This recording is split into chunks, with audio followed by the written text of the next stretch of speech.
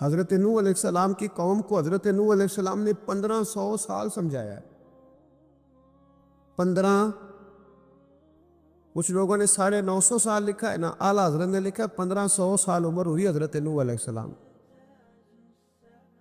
اللہ تعالیٰ بندے کو جلدی سزا نہیں دیتا، بلکہ قرآن مجید میں ایک جگہ رب کریم اس طرح بھی فرماتا ہے کہ جب بندے مجھے بھول جاتے ہیں تو میں ان کے لیے نعمتوں کے دروازے کھول دیتا ہوں. بندہ سمجھتا ہے کہ میں کچھ تو ہے نا کہ میرے اندر، کہ میں جدھر جاتا ہوں خیر ہی خیر ہو جاتی ہے. وہ سمجھتا ہے کہ میری عقل ہے، حالانکہ اللہ اسے ڈھیل دیتا ہے. کوئی آدمی اپنی سمارٹنس پہ خوش نہ ہو جائے کہ 20 سال ہو گئے میں تو نافرمانی بھی کر رہا، روٹی بھی پک رہی ہے، میں تو حرام بھی کھا رہا ہوں، پھر بھی سب ٹھیک ہے. 1500 سال مہلت دی. پھر حضرت نوح کہنے لگے اللہ میں نے تو بڑا سمجھایا، نہیں باز آتے. تو رب کریم نے فرمایا کشتی بناؤ. اللہ کے پیغمبر کشتی بنانے لگے تو قوم مذاق اڑانے لگ گئی. اب کیا کرنے لگے ہو؟ اب کشتی بنانے لگے ہو، خیر تو ہے، قوم مذاق اڑا رہی ہے. حضرت نوح علیہ السلام کا آپ نے کشتی بنائی، پانی کہاں سے نکلا؟ نہ بارشیں ہوئی، نہ سیلاب آئے. ایک تندور تھا، اس کے اندر سے پانی نکلنا شروع ہو گیا. کبھی تندور سے بھی پانی نکلا ہے، پر جب نکالنے والا چاہتا ہے تو وہاں سے بھی ایک تندور سے پانی نکلا. اتنا نکلا، اتنا نکلا، اتنا نکلا کہ قوم ساری ڈوب گئی. قرآن مجید کے صفحات شہادت دیں گے کہ حضرت نوح کی قوم کا بچہ بچہ بہہ گیا. بچے صرف وہ تھے جو حضرت نوح کے ساتھ ہو گئے، تباہ ہو گئی. اللہ بے نیاز ہے، بے نیاز. 1500 سال مہلت ملے اور تو پھر بھی کہے رب بڑا کریم ہے، معاف کر دے گا. 1500 سال تجھے گنجائش دے اور تو کہے کوئی نہیں، بات معافی ملنی چاہیے ابھی بھی. حضرت سیدنا ابراہیم علیہ السلام جب میدان عمل میں نکلے تو حضرت ابراہیم علیہ السلام نے اپنے گھر سے جہاد شروع کیا. لڑنا پڑا، گھر کے اصولوں سے، چچا نے جو رواج بنائے ہوئے تھے اس رواج سے ٹکرائے. فرمایا میں اپنے گھر کے اندر یہ بت پرستی نہیں ہونے دیں گا. چچا کو ایک دفعہ نہیں، بار بار 100 دفعہ سمجھایا. آپ کا چچا بت بنا کے بیچا کرتا تھا. حضرت ابراہیم علیہ السلام تھوڑے بڑے ہوئے تو کہنے لگا کہ چلو میرے ساتھ، تم بھی بت بیچنے ہیں، ہمارا کاروبار ہے. حضرت ابراہیم ساتھ نکلے تو بت پکڑا ہے، گندے پانی کے اندر اس بت کو ڈبوتے ہیں، کہتے ہیں کسی نے خریدنا ہے تو خرید لو، نہ یہ نفع دے سکتا ہے نہ نقصان دے سکتا ہے. جو اپنا آپ نہیں بچا سکتا تمہیں کیا بچائے گا؟ خریدنا ہے تو خرید لو. چچا کہنے لگا تو کاروبار چمکا رہا ہے کہ تباہ کر رہا ہے؟ گھر میں بڑے معاملات خراب ہوئے، جھگڑے ہوئے، لیکن حضرت ابراہیم علیہ السلام ایک منٹ کے لیے بھی اپنے گھر کے اندر بھی کمپرومائز کرنے کو تیار ہیں. یہ تھوڑا مشکل میں نے پہلو چھیڑ دیا ہے، یہ تھوڑا مشکل پہلو چھیڑ دیا ہے. بڑا سمجھدار آدمی ہے پر بیوی سے پردہ نہیں کرا سکتا. سیانا ہے، پنچایت کا بندہ ہے، جو اسے آپ کہیں گے وہ بات یہ سنائے گا، لیکن کہتا ہے نہیں جی میں نے کوشش کر لی ہے. کس قسم کی کوشش ہے صاحب؟ یہ کیسے ہو گیا؟ حضرت ابراہیم علیہ السلام نے گھر کے اندر سے فرمایا نہیں کرنے دوں گا. گھر کے اندر بھی ٹکرائے، فرمایا تم جو بھی ہو پاش پاش کیا چچا کے اصولوں کو. اور باہر جب نکلے تو صرف علاقے کے چیئرمین سے نہیں ٹکرائے، ایم پی ایم این اے وزیر مشیر سے نہیں ٹکرائے. سپر پاور نمرود دنیا کا واحد حکمران تھا اس وقت، دوسرا کوئی حکمران ہی نہیں تھا. اکیلے حکمران سے جا کر ٹکرائے. کوئی ساتھ فوج نہیں تھی، کوئی ساتھ ان کے طاقت بظاہر دنیا داری کی کوئی نہیں تھی، پر حضرت ابراہیم جا کے ٹکرائے. اور میرے رسول پاک صلی اللہ علیہ وسلم نے سند بیان کی، فرمایا افضل الجہاد کلمۃ الحق عند سلطان الجابر. فرمایا سب سے افضل جہاد یہ ہے کہ تو ظالم بادشاہ کے سامنے کھڑے ہو کے حق بات بیان کر دے، یہ سب سے بڑا جہاد ہے، یہ سب سے افضل الجہاد ہے، کلمت الحق عند سلطان الجابر، سب سے بڑا جہاد۔ حضرت ابراہیم کھڑے ہو گئے، سپر پاور سے ٹکرائے۔ یہاں ہم لوگ حکمتوں کا شکار ہیں، دیکھیں گے، کریں گے، سوچیں گے، اور مولوی صاحب کو ویسے کہتے ہیں آپ پرہیز کریں سیاسی باتوں سے۔ بھئی اللہ کے ہر نبی نے جا کے وقت کے ظالم حکمران کو لتاڑا ہے، للکارا ہے، یہ تو مشن انبیاء ہے۔ حضرت سیدنا ابراہیم علیہ السلام نے جو اس کو جا کے کہا کہ تو جھوٹ بولتا ہے، تو جھوٹا ہے، تو خدائی کا دعویٰ کرتا ہے، تو بہت بڑا ظالم ہے، اور قرآن مجید نے اس ساری بات کو بیان فرمایا۔ حضرت ابراہیم علیہ السلام سے کہنے لگا میں رب ہوں، تو آپ نے فرمایا میرا رب تو وہ ہے جو زندہ کرتا اور مارتا ہے۔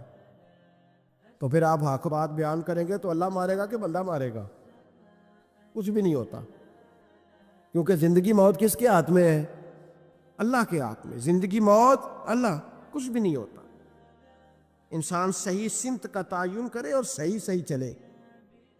حضرت علی شیر خدا سے کسی نے کہا تھا کہ آپ کے بڑی دشمنی ہے، کوئی محافظ رکھ لیں۔ آپ فرمانے لگے موت خود بہت بڑی محافظ ہے، وقت سے پہلے آتی ہی نہیں، بڑی محافظ ہے، وقت سے پہلے۔ علامہ نورانی رحمۃ اللہ تعالیٰ علیہ کراچی جیسے شہر میں رہا کرتے تھے، جہاں گام گام پہ خطرہ تھا۔ لوگوں نے کہا حضرت اتنے بڑے لیڈر ہو، آپ کی جماعت کی 62 سیٹیں ہوئیں قومی اسمبلی میں، ایک ایسا وقت بھی آیا تو کوئی ایک آدمی بندوق والا۔ آپ فرمانے لگے مجھے ضرورت ہی نہیں، اس لیے کہ جس خدا رسول کے لیے میں نکلا ہوں وہ خود ہی حفاظت کرنے والے ہیں، ضرورت نہیں ان چیزوں۔ تو بھائی حضرت ابراہیم ٹکرائے، اور آپ کا انداز کیا ہے؟ جا کے کہا کہ تو نہیں، خدا وہ ہے جو زندہ کرتا، اور اس نے ایک بیوقوفوں جیسی دلیل دی۔ ایک آدمی کو کل پھانسی دینی تھی تو اس کو بلایا، کہنے لگا تجھے کب پھانسی ہے؟ اس نے کہا کل۔ کہنے لگا جا تجھے آزاد کیا، زندگی دی، اس کو چھٹی دے دی۔ ایک عام آدمی بیچارہ بیٹھا تھا، اس کو پکڑ کے کہنے لگا اس کی گردن اڑا دو، کہنے لگا دیکھ لو میں بھی زندہ کرتا اور مارتا ہوں، وہ جو کل مرنے والا تھا میں نے زندہ کر دیا ہے، اور جس کو پتہ ہی نہیں تھا کہ میں نے مرنا ہے اسے پکڑ کے میں نے مار دیا ہے۔ یہ بیوقوفوں جیسی دلیل ہے۔ حضرت سیدنا ابراہیم علیہ السلام چاہتے تو اسی وقت دلیل توڑ دیتے کہ تو کیا بیوقوفوں جیسی بات کر رہا ہے، اگر تو زندگی دیتا ہے تو مرے ہوئے میں جان ڈال کے دے جس کو تو نے مارا ہے۔ لیکن حضرت ابراہیم نے دیکھا کہ بیوقوف ہے، بیوقوفوں سے بحث نہیں ہوتی، دلیل بدل لی جاتی ہے، ان کی عقل کے مطابق بات کی جاتی ہے۔ حضرت ابراہیم فرمانے لگے میرا رب وہ ہے جو سورج مشرق سے نکالتا ہے اور مغرب میں غروب کرتا ہے، تو اگر رب ہے تو تو مغرب سے نکال کے مشرق میں غروب کر۔ فبہت الذی کفر، کافر لاجواب ہو گیا، اس کے پاس اس چیز کا کوئی جواب نہیں تھا۔ علامہ اسماعیل حقی نے خوبصورت فقرہ لکھا ہے، خوبصورت، جان ڈال دی ایک جملہ کہہ کے۔ حضرت سیدنا علامہ اسماعیل حقی رحمۃ اللہ علیہ فرمانے لگے چونکہ نمرود بیوقوفوں جیسی باتیں کر رہا تھا، اگر وہ یہ کہہ دیتا نا کہ میں سورج کو نکالتا ہوں مشرق سے، میں غروب کرتا ہوں معاذ اللہ مغرب میں نکالتا ہوں، تو آپ اپنے رب سے کہیے کہ وہ مغرب سے نکال کے مشرق میں غروب کرے۔ علامہ اسماعیل حقی فرماتے ہیں رب کریم کی آواز قدرت تھی، مالک حضرت ابراہیم علیہ السلام کے اس، اگر وہ کہہ دیتا اور حضرت ابراہیم دعا کر دیتے تو رب کریم نے فرشتوں کو تیار بٹھایا ہوا تھا، فرمایا اگر یہ کہہ دے میرے خلیل سے کہ سورج مغرب سے نکال کے مشرق میں غروب کرنا ہے تو تیار رہنا، جس طرح خلیل کہیں گے ویسے ہی کر دیں گے۔ وَاتَّخَذَ اللَّهُ ابراہیم خلیلا، ابراہیم ہمارا دوست جو ہوا، جیسے کہے گا ویسے کر دیں گے۔ حضرت سیدنا ابراہیم علیہ السلام کی باتوں کا جب جواب نہ دے سکا، دلیل نہیں بندہ دیتا، پھر لڑائی کرتا ہے، پھر جھوٹے موٹے اعتراض کرتا ہے۔ دلیل ختم ہوتی ہے تو لوگ ذاتیات پہ اترتے ہیں، کہتے ہیں یہ کھانستا صحیح نہیں، دیکھتا صحیح نہیں، دلیل ختم، اب ذاتیات پہ اترے، کہنے لگے مجھے پتہ چلا ہے کہ یہ فلانی جگہ گیا تھا تو وہاں جا کے اس نے اس طرح کیا ہے۔ پھر لوگ ذاتیات پہ اترتے ہیں، جب دلیل کا جواب دلیل سے نہیں دے پاتے پھر ذاتیات پر اتر کر حملے کرتے ہیں۔ حضرت ابراہیم کے دلائل کا جواب نمرود نہ دے سکا تو کہنے لگا کہ اس کو آگ میں ڈال دو۔ قوم گئی ہوئی تھی ساری، آپ نے بات سنی ہوئی ہے، میں نے صرف اشارہ دینا ہے، میلے پہ تو حضرت سیدنا ابراہیم علیہ السلام نے سارے بت توڑ دیے، کلاڑا بڑے بت کی گردن پہ رکھا، واپس آئے، کہنے لگے بت کس نے توڑے ہیں؟ تو فرمایا اس سے پوچھو جس کی گردن پہ کلاڑا ہے۔ کہنے لگے یہ تو بول ہی نہیں سکتا، تو فرمانے لگے بڑے بیوقوف ہو جو بولتا ہی نہیں، سنتا ہی نہیں، اپنا آپ نہیں بچا سکتا، اس کی پوجا کرتے ہو؟ کہنے لگے پکڑو، دلیلیں ختم ہو گئی، اس کو آگ میں ڈالو۔ بہت بڑی حویلی 45 فٹ مربع پہ مشتمل ایک حویلی بنائی گئی اور 45 فٹ اونچی۔ مختلف روایات، علامہ اسماعیل حقی کہتے ہیں کہ 3 مہینے تک نمرود نے کہا کہ اس کے اندر لکڑیاں ڈالو۔ لوگ پوچھنے لگے کتنی دنیا جلانی ہے؟ کہنے لگا بندہ تو ایک جلانا ہے، پر بندہ بڑا تگڑا ہے، ایک بندہ۔ 3 مہینے لکڑیاں ڈالی گئیں، اور لوگوں کی جو تہمات ہوتی ہیں نا وہ بڑی عجیب ہوتی ہیں۔ تہمات میں نے بڑی تفصیل سے رمضان المبارک میں گفتگو کی تھی، بدشگونی، تہمات لوگ لیتے ہیں۔ اس وقت بھی لوگ تہمات کا شکار ہو گئے، عقیدہ بگڑ جاتا ہے تو وہ عجیب و غریب باتیں کرنے لگتا ہے، تہمات کا شکار ہو گئے۔ بیویاں نظر مانتی، میں بیمار ہوں، اگر صحیح ہو گئی تو اتنے من لکڑی دوں گی حضرت ابراہیم کی آگ جلانے کے لیے۔ ایک عورت لے کے جا رہی ہے لکڑیاں، تو ایک نیک دل آدمی نے اس سے پوچھا کہاں جا رہی ہو؟ کہنے لگی میں نے منت مانی تھی تو حضرت ابراہیم علیہ السلام کو معاذ اللہ جلانے کے لیے لکڑیاں لے کے جا رہی ہوں۔ تو وہ رب کریم کے بندے کہنے لگے تو ڈھونڈتی رہے گی، تجھے وہ جگہ ملے گی نہیں۔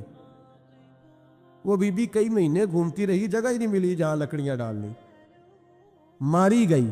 تہمات کا شکار ہوئے بہت سارے لوگ، تہمات کا۔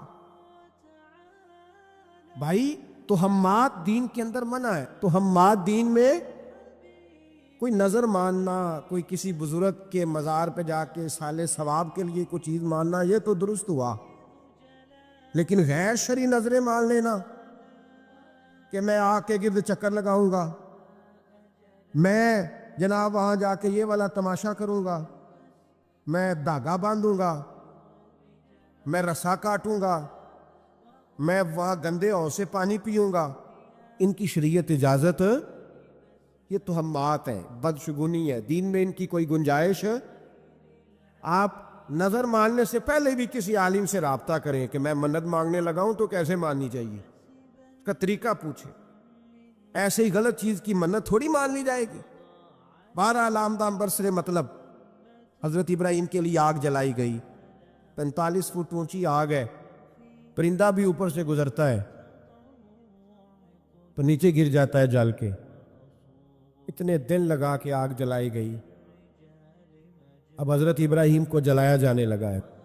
یہاں تو موجیں ہیں نا، جو کسی ادارے کا سربراہ ہے اس کے لیے موج ہے، کسی جگہ آفیسر بن گیا تو موج ہے، پیر صاحب کے لیے موج ہے، علامہ صاحب کے لیے موج ہے، خطیب صاحب کے لیے موج ہے۔ جلنا کس کو پڑتا ہے؟ وَعَلِي کوئی نہیں رہا اللہ، ماشاءاللہ وہ لوگ گزر گئے جو تکلیفیں سہ کے کام کرتے تھے، گزر گیا زمانہ۔ حضرت سیدنا ابراہیم علیہ السلام کو جلایا جانے لگا ہے، تو اب اتنی بڑی آگ ہے تو ڈالے کیسے؟ شیطان نے تجویز دی کہ منجنیق بناؤ، منجنیق، بڑے بڑے بانس باندھ کے ان کے نیچے رسا باندھو، وہ جس طرح جھولنے کے لیے جھولا بنایا جاتا ہے اس طرح ایک منجنیق پرانے زمانے میں اس میں پتھر رکھ کے پھینکے جاتے تھے دشمنوں پہ، وہ منجنیق بنائی گئی کہ دور سے حضرت ابراہیم کو پھینکیں گے۔ ہاتھ حضرت ابراہیم کے باندھ دیے، پاؤں مبارک باندھ دیے، پوری زمین پہ ایک نام لینے والا خدا کا، اور اس کو آج رسیوں میں جکڑا ہوا ہے۔ جب پھینکا جانے لگا نا آگ میں، حوریں رونے لگی، فرشتے تڑپنے لگے، اے اللہ یہ کیا ہونے لگا ہے؟ ایک تیرا خلیل اور وہ بھی آگ میں۔ فرمایا جاؤ جا کے اس سے کہو اگر تمہاری مدد لیتا ہے تو اسے بچاؤ۔ ہوا کا فرشتہ آیا، کہا ابراہیم اگر تو کہے، او بھائی ان چیزوں کو کہانی سمجھ کے نہ سنا کرے، یہ داستان نہیں، یہ وہ طریقے ہیں جو ہمارے رسول نے ہمیں اپنانے کا حکم ارشاد فرمایا ہے، جو عقیدے، یہ وہ نظریات ہیں جو ہمیں اوڑھنے کو کہا گیا، اپنے رب کریم کی رضا پہ راضی رہنے کے یہ وہ خوبصورت مواقع ہیں صوفیاء نے جن کو بنا کر سمجھا کر ہم تک پہنچایا ہے۔ یہ ہے اہل طریقت کی باتیں، وہ کہتے ہیں یار جس حال میں رکھے راضی رہنا ہے۔ حضرت ابراہیم علیہ السلام کو پھینکا جا رہا ہے، فرشتہ آیا، اے اللہ کے خلیل اگر حکم دو تو اتنی ہوا چلاؤں کہ نمرودی جل جائے سارے، آگ ان پہ پھینک دی جائے۔ آپ نے فرمایا تو جا، تجھ سے مجھے کوئی کام نہیں۔ تھوڑی دیر کے بعد پانی کا فرشتہ آیا، کہا حضور اتنی بارش برساؤں گا کہ آگ بجھ جائے گی۔ فرمایا تو جا، تجھ سے کوئی کام نہیں۔ اب جب منجنیق میں رکھ دیے گئے، آگ میں جانے کا لمحہ ہے، تیاری ہے، حضرت جبریل امین حاضر خدمت ہوئے، کہا ابراہیم کوئی حاجت؟ فرمایا تجھ سے کوئی نہیں۔ کہا چلو مجھ سے نہیں تو رب کریم سے ہی بات کر لو، مجھے پتا ہے میں چھوٹا ہوں، آپ مجھ سے مدد کیوں لوگے، رب کریم سے ہی بات کر لیں۔ تو حضرت ابراہیم کہنے لگے جبریل یہ بتا، رب کو نہیں پتا اس کا خلیل کس حال میں ہے؟ اسے نہیں پتا میں کس حال میں ہوں، میرے ہاتھ بندھے ہیں، پیر بندھے ہیں آگ میں، اسے نہیں پتا؟ بتایا تو اسے جاتا ہے جسے خبر نہ ہو، تو اگر اسے پتا ہے، تو اگر وہ جلانے پہ راضی ہے تو میں بھی جلنے کو تیار ہوں، میں تیار ہوں، میں تیار ہوں، اسے کہو ٹھیک ہے۔ حضرت سیدنا ابراہیم علیہ السلام کو منجنیق میں ڈال کے جو پھینکا آگ میں، یا نار کونی بردم و سلاما علی ابراہیم، اللہ نے فرمایا اے آگ میرے ابراہیم پہ ٹھنڈی بھی ہو جا اور سلامتی والی بھی ہو جا۔ حضرت ابراہیم کو دو فرشتوں نے بٹھا دیا زمین پہ، پھول کھلے ہیں، کونپلیں مہک رہی ہیں، کلیاں خوشبو دے رہی ہیں، حضرت ابراہیم نے سر سجدے میں رکھ دیا، سبحان اللہ والحمد للہ ولا الہ الا اللہ واللہ اکبر۔ حضرت ابراہیم اللہ کی تسبیح پڑھنے لگے، رب کریم کا شکر بجا لانے لگے، نکلے وہاں سے، کچھ دن گزر گئے، نکلے، حکم ہو گیا ابراہیم علاقہ چھوڑ دو۔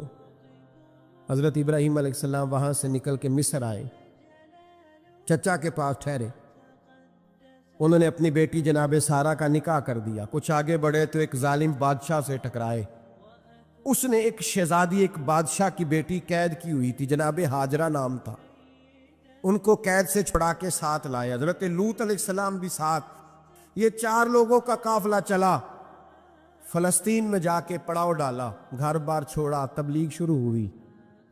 حضرت ابراہیم کے گھر میں 2 خواتین ہیں، ایک آپ کی بیوی ہیں، ایک حضرت ہاجرہ ہے، اولاد کوئی نہیں، بڑا میوہ ہے میٹھا، گھر وہی آباد ہوتا ہے جس میں بچے روتے ہیں، گھر ہوتا ہی وہ ہے جس میں بچوں کی چنچناہٹ ہوتی ہے، بھن بناہٹ ہوتی ہے۔ حضرت ابراہیم نے ایک بچہ روتے ہوئے دیکھا تو آنکھوں میں آنسو آئے، کہنے لگے ربی حب لی من الصالحین، یا اللہ مجھے بھی نیک اولاد عطا کر دے۔ حضرت سارہ نے سن لیا، کہنے لگی ابراہیم شاید میرے بطن سے تو آپ کو نصیب نہیں، ہاجرہ سے نکاح کر لو۔ جناب ہاجرہ سے نکاح ہوا، اللہ تو بڑا بے نیاز ہے، رب کریم نے حضرت اسماعیل جیسا خوبصورت بیٹا عطا فرمایا۔ بیٹا کالا سیاہ بھی ہو تو سینے کی ٹھنڈک ہوتا ہے، پر یہ تو وہ بیٹا ہے جس کی پیشانی میں نور محمدی چمکتا ہے صلی اللہ علیہ وسلم۔ حضرت سیدنا اسماعیل اتنے خوبصورت، اب جس بیوی کے ہاں بیٹا تھا، بیٹھنا اٹھنا بھی زیادہ اس کے پاس، آنا جانا بھی اس کے پاس، توجہ ادھر ہو گئی، جناب سارا رشک کرنے لگی۔ ایک دن کہنے لگی اسے چھوڑا جنگل میں، وادی غیر ذی زرع، مکے کے پاس، بھائی ایک بیٹا عالم دین بنا لو۔ کہنے لگا روٹی کہاں سے کھائے گا، تیرے 5 بیٹے ہیں، کو حافظ قرآن بنا، کہتے روٹی کہاں سے کھائے گا، وہ بچہ بھی کہتا ہے میں کہاں سے کھاؤں گا۔ حضرت ابراہیم علیہ السلام تو چند مہینے کا بچہ چھوڑا ہے، تو کہاں سے روٹی کھائی حضرت اسماعیل نے، کہاں سے کھائی ان کی اماں نے روٹی۔ भूखे मर जाते हैं ये सारे। मैं बड़ी जिम्मेदारी से कहा करता हूँ कि जितनी खूबसूरत रोटी अल्लाह करीम दीन के खादिमों को अता करता है शायद किसी और के नसीब होती हो, लेकिन हम लोग तवज्जो ही नहीं कर रहे, हमारा ज़ौक़ ही नहीं बन रहा, हम ये मेहनत ही नहीं कर रहे कि कौम को मुस्तनद उलमा की ज़रूरत है, इलाकों के इलाके खाली हैं, इधर हमारा मिजाज ही नहीं बन रहा, तवज्जो ही नहीं दीन की खातिर। और फिर चले बच्चे तो बाद की बात है ना, जो अभी खुद जवान है वो भी ये दुआ, एक साहब मुझे कहने लगे मैं दुआ मांग रहा हूँ अल्लाह मुझे बेटा दे तो मैं उसे दीन पे लगाऊंगा। तो मैंने कहा आप भी बूढ़े नहीं हुए, आप खुद ही लग जाए, बेटा तो अभी आएगा तो लगेगा ना, तो आप तो इस वक्त है तो आप तो पहले लगे ना साहब, 2 घंटे तो निकाल के आए, दीन सीखने को काफ़ी है। आप इतनी लंबी सोच रहे हैं कि बच्चा आएगा तो बड़ा होगा तो वो जाएगा तो देखी जाएगी, अभी तो आप हैं तो आप तो आओ। नबी पाक सैयद आलम सल्लल्लाहु अलैहि वसल्लम ने फरमाया लोग पहाड़ों के बराबर नेकियां लेके क़यामत के दिन अल्लाह की बारगाह में आएंगे तो रब करीम फरमाएगा इसका अजर उसी से जाके मांगो जिसको दिखाने के लिए तुम करते रहे हो, मेरे लिए तो की नहीं, उससे ले लो जो चाहत थी ना तुम्हारी कि फलाना मेरी तारीफ करे। तारीफ का ज़ौक़ ख़त्म करें, तब तबारक व तआला के बंदों को बंदों की तारीफ की ज़रूरत ही नहीं, की हाजत ही नहीं। उनकी तवज्जो ये है कि मेरा रब और मेरा रसूल मुझसे राज़ी है कि नहीं। ये जो सियासत है ना, सियासत इसको भी राज़ी रखने की, उसको भी राज़ी रखने की, इसको भी सेट रखने की, इससे बाहर निकलना। ऐसा मुमकिन ही नहीं हो सकता कि आप सारी दुनिया को सेट रख सकें। तारीफ़ की ख्वाहिश जो लोग पैदा करते हैं, हज़रत उमर फ़ारूक रज़ी अल्लाह ताला अन्हु फरमाया करते थे जो मेरी तारीफ़ करता है मेरा दिल करता है मैं उसके मुंह में मिट्टी डालूंगा, ये मेरा किस तरह का दोस्त है। तो कहा हुजूर फिर क्या करें जिनको आपसे प्यार है। फरमाने लगे अगर मुझसे प्यार है तो मेरे लिए दुआ करें, मेरे लिए दुआ करें, जो मेरे लिए ज़ख़ीरा बने। हम कायल हो गए हैं तारीफ़ के, कोई काम करके लोग फ़ौरन रिज़ल्ट मांगते हैं, फ़ौरन। बहुत सारे लोग हैं और नात के बाद वो ये मांगते हैं कि कहा जाए कि तुमने बड़ा, क्या बच्चे क्या बात है तुम्हारी। कारी साहब कहते हैं कि तारीफ़ की जाए कि मैंने तिलावत की तो आज हद्दी हो गई। वाज करने के फ़ौरन बाद कहता है आज फिर देखा कैसे जुमले कहे, तो ज़ाया हो गया काम। ऐसा नहीं करें। इस बंदे ने कहा मेरी तारीफ करो, इसने कहा, उसने तो अजर मांग लिया।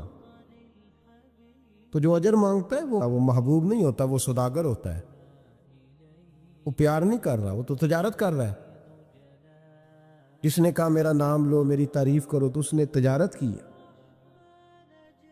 ये शफकत के साथ कोई बुजुर्ग किसी के लिए खैर के जुमले कह दें तो वो ज़ख़ीरा आखिरत बन जाते, वो ज़ख़ीरा आखिरत बन जाते।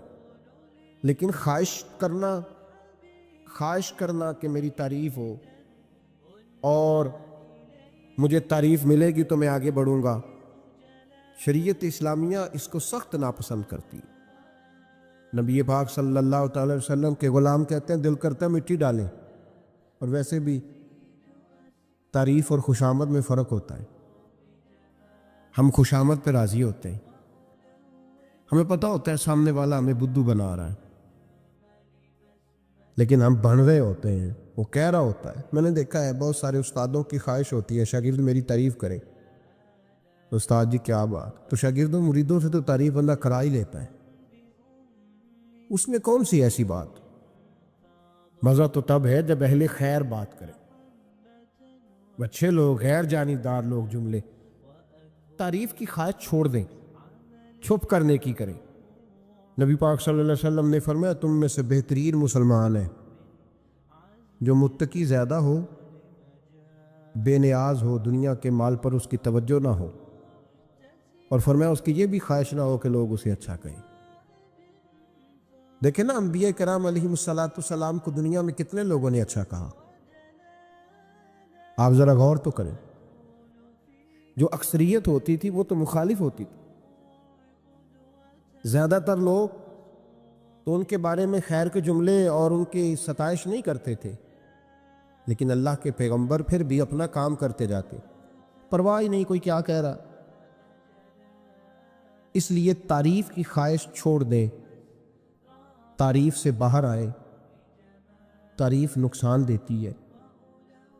میں نے پہلے بھی ایک دفعہ عرض کیا تھا، صوفیاء میں ایک گروہ گزرا ہے، داتا علی اجویری نے اس کا ذکر کیا، اس کو کہتے ہیں ملامتی فرقہ۔ ان پر کوئی ملامت کرے تو وہ راضی ہوتے، ان کو کوئی برا کہے تو وہ خوش ہوتے۔ حضرت بایزید بسطامی رحمۃ اللہ تعالیٰ علیہ کی بات لکھی آپ نے، فرماتے ہیں کہ وہ ایک دن بسطام کے بازار سے گزر رہے تھے تو لوگ، رمضان کا مہینہ تھا تو لوگ اپنی دکانوں سے اٹھ کے آنے لگے، اپنا کاروبار چھوڑ کے ملنے لگے۔ تو حضرت بایزید فرماتے ہیں کہ میرے دل میں خیال آیا، بادشاہ بھی آئے تو کوئی دکان نہیں چھوڑتا، کتنا میرا مقام ہے، کتنا میرا درجہ ہے کہ لوگ آ رہے ہیں۔ فرماتے ہیں شیطان نے میرے نفس کو بڑا کر، میں نے رمضان کے مہینے میں کوئی کھجور اٹھائی ریڑھی سے اور منہ میں رکھ لی، کھائی بھی نہیں، رکھ لی۔ لوگ کہنے لگے دفع کرو، یہ بھی کو بلی ہے، روزہ ہی نہیں رکھا ہوا۔ فرماتے ہیں لوگوں نے مجھے بڑا برا کہا، میں دنیا سے ٹوٹ گیا پر میرا اپنے رب سے رشتہ مضبوط ہو گیا۔ میں اس دن جا کے رویا اس کی بارگاہ میں۔ تو یہ جو ہے نا تعریف کا چکر، شیخ سعدی فرمایا کرتے تھے لکڑی کو گھن کھاتی ہے اور بڑے لوگوں کو تعریف کھا جاتی ہے۔ بڑے لوگ جو تھے نا پرانے بادشاہ، انہوں نے قصیدے پڑھنے کے لیے شاعر رکھے ہوئے تھے، چودھری، سردار، رئیس، سیٹھ، ان لوگوں کو کون سی چیز خراب کرتی ہے؟ وہ لوگ آگے گزر جاتے ہیں جو ان کو چودھری کہہ کے سلوٹ کرتے ہیں، چودھری صاحب پیچھے رہ جاتے ہیں، وہ تو بنا کے چلا گیا، اسے کام نکال کے چلا گیا۔ تو کبھی بھی زندگی میں تعریف کی خواہش پیدا نہ کریں، اور صوفی تو تعریف کراتا ہی نہیں، درویش تو تعریف کراتا ہی نہیں، وہ کہتا ہے مجھے بندوں کی تعریف سے کیا غرض، میں نے تو وہ والی تعریف کرنی ہے جو میرا رب میری کرے گا۔ آخرت کی طرف توجہ، تو تعریف پر غور نہ کریں، تعریف کی خواہش نہ کریں، لیکن ایک بات ضرور دل میں پیدا کریں، یہ ضرور سوچیں کہ اچھے بندے اور مخلص لوگ، شریف لوگ آپ کے بارے میں رائے کیا رکھیں، یہ ذہن ضرور بنائیں۔ مخلص جو آپ سے مخلص ہیں، مخلص لوگ، اچھے لوگ، شریف لوگ آپ کے بارے میں کیا رائے رکھتے، اس رائے کا خیال رکھنا بھی دین کا حصہ ہے۔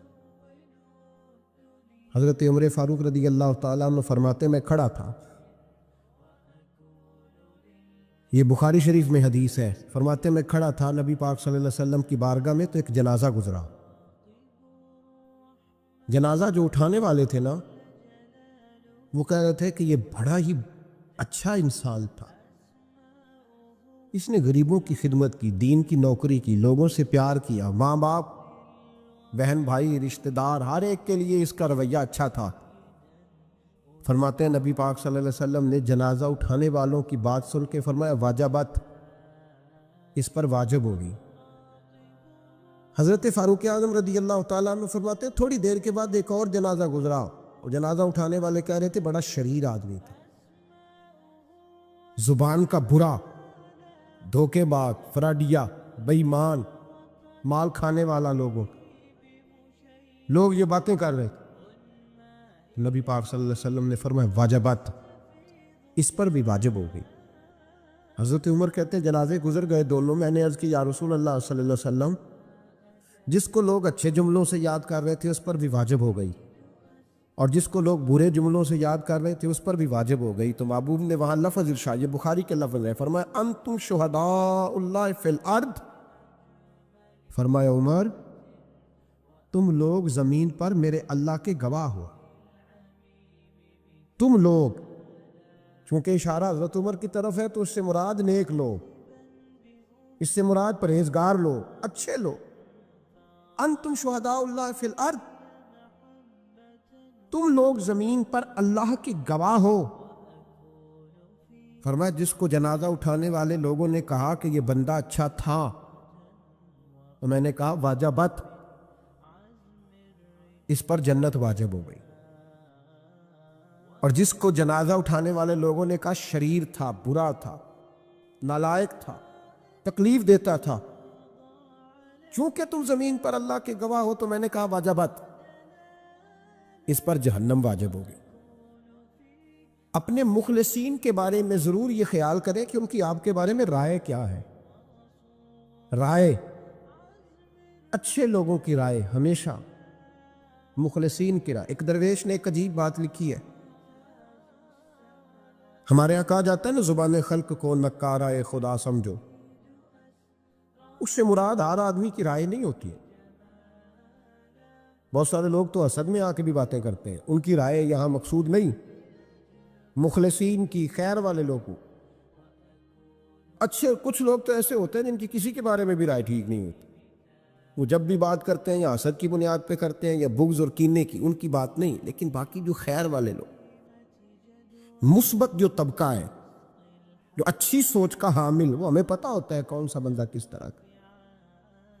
ایک درویش کہتے ہیں کہ ایک دفعہ طوفان آ گیا ہماری بستی میں، تیز طوفان، تو ایک آدمی بہت بڑے درخت کے نیچے کھڑا تھا، تو ایک شخص نے اس کو کہا بھائی طوفان بڑا سخت آنے والا ہے، پتہ نہیں کیا بنے گا، گھر چلا جا۔ اس نے کہا میرا اللہ مجھے بچا لے گا۔ ایک اور بندہ دور سے دوڑا آیا، اس نے کہا بھائی تو شاید خیال نہیں کر پا رہا، طوفان آنے والا ہے بڑا سخت، بڑا سخت، بڑا تیز طوفان آنے والا ہے۔ ہاں تیز طوفان آئے گا، گھر چلا جا، بچ جائے گا۔ اس نے کہا میرا اللہ بچائے گا۔ پھر ایک تیسرا شخص آیا جو اس سے پیار کرتا تھا، اس نے بھی یہی جملے کہا گھر لوٹ جا، طوفان تیز ہے، تو بچ جائے گا ورنہ پتہ نہیں کیا بنے گا۔ تین لوگوں نے پیغام دیا، اس نے تیسرے کو بھی کہا میرا اللہ مجھے بچائے گا۔ اب وہ لوگ تو چلے گئے، اچانک طوفان تیز آیا، درخت کا ایک بہت بڑا حصہ ٹوٹا، موٹی لکڑی ٹوٹی، اس کے سر پہ لگی، بندہ انتقال کر گیا۔ لوگ بحث کرنے لگے کہ اس کا تو یقین ہی بڑا کامل تھا، اس نے تو 3 دفعہ کہا تھا میرا اللہ مجھے بچائے گا، پھر مر کیسے گیا؟ تو وہ درویش اٹھے، وہ کہنے لگے وہ جو 3 پیغام اسے ملے تھے نا گھر چلے جا، وہ رب کی طرف سے ہی ملے تھے۔ وہ جو 3 مخلصین نے اسے آ کے کہا تھا نا کہ بچ جا اس گلی سے، تو وہ بھی آواز قدرتی تھی، وہ بھی اسے اللہ دیکھے نا، رب کریم کوئی زمین پر اتر کر سامنے کھڑے ہو کر تو کلام نہیں نہ کرتا، وہ کسی نہ کسی رنگ میں، کسی نہ کسی انداز میں اپنے بندوں کو کسی نہ کسی وسیلے سے پیغام دیتا ہے نا۔ تو وہ 3 پیغام جو آئے تھے تو اسے اس نے کیوں نہیں نکارا ہے خدا سمجھا؟ وہ گھر کیوں نہیں گیا؟ جب تیرا مخلص تجھے روز پیغام دیتا ہے کہ تو بچ جا اس گلی سے، تو اگر نہیں نہ بچتا تو پھر تو آواز قدرت پر لبیک نہیں کہہ رہا۔ اگر تیرا بڑا پیارا تجھے روز سمجھاتا ہے نا کہ یہ گلی چھوڑ دے، یہ تیرے والی نہیں، اور تو پھر بھی اسی گلی سے گزرتا ہے، تو پھر تو کچھ ایسی باتوں کو کچل رہا ہے جو تیرا بڑا نقصان کرے گا۔ بھائی مخلصین جب بات کریں تو ان کی بات کا خیال رکھ، غور کیا کر، تیرے مخلص تیرے بارے میں حضرت عبداللہ ابن عمر، حضرت عمر کے بیٹے تھے، حضرت حفصہ نبی پاک صلی اللہ علیہ وسلم کی زوجہ ہے، حضرت عمر کی بیٹی ہیں۔ ایک دن حضرت عبداللہ ابن عمر کہنے لگے حفصہ نبی پاک صلی اللہ علیہ وسلم سے پوچھنا ان کی میرے بارے میں کیا رائے ہے۔ اچھے لوگوں کا خیال کر، دیکھیں نا حضرت ابو بکر نے بھی ایک دن حضرت بلال سے کہا تھا حضور سے پوچھ کے بتانا، اور یار تو کبھی خیال ہی نہیں کرتا اس بات کا۔ فرمایا پوچھ کے بتانا ابو بکر کے بارے میں ان کی رائے کیا ہے، پوچھ کے بتانا، پتہ تو چلے، ان سے بات کرنا۔ ہم نے کبھی سوچا ہے ہماری اماں ہمارے بارے میں کیا سوچتی ہے؟